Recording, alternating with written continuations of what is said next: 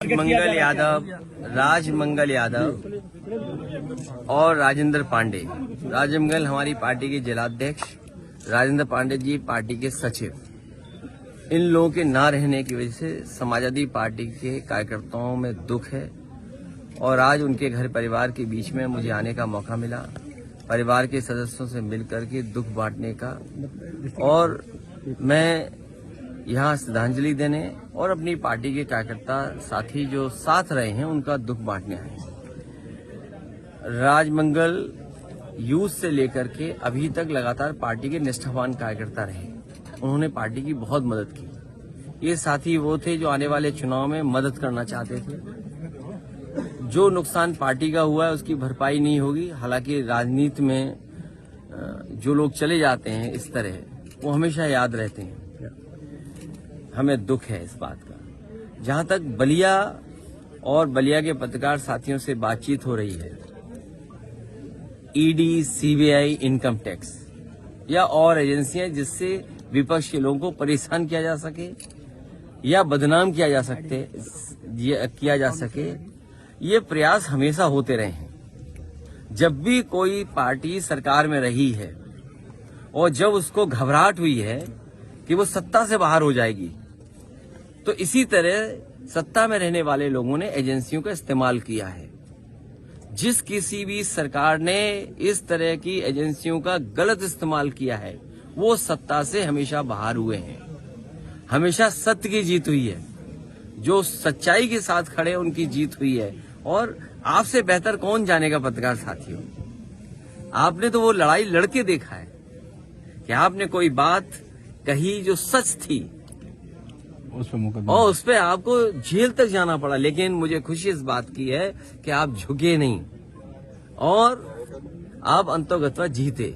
इसलिए मैं बधाई भी देना चाहता हूं आपको।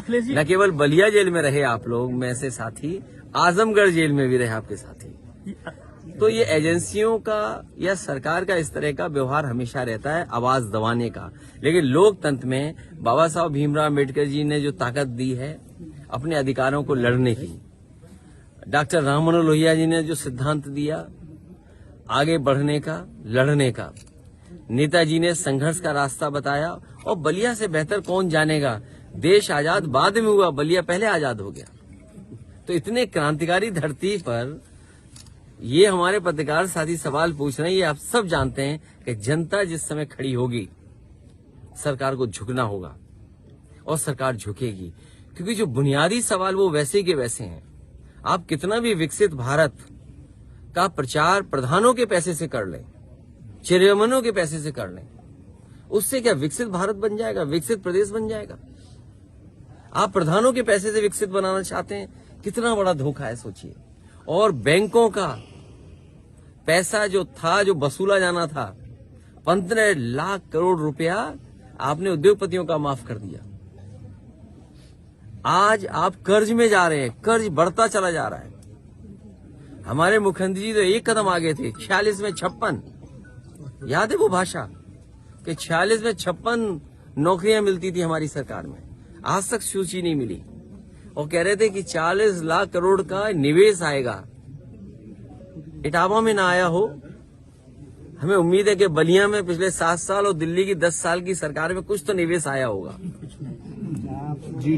देवरिया में कुछ आया होगा, गाजीपुर में कुछ आया होगा।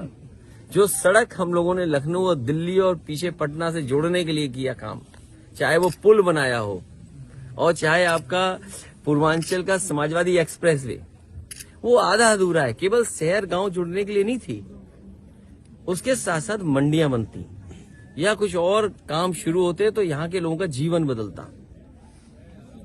और ये संभव तभी हुआ, लखनऊ से सुबह चल करके आए, मौसम खराब होने के बावजूद भी अगर ये पूर्वांचल एक्सप्रेस समाजवादियों ने न दिया होता तो शायद इतनी जल्दी आपके बीच में न पहुंच पाते।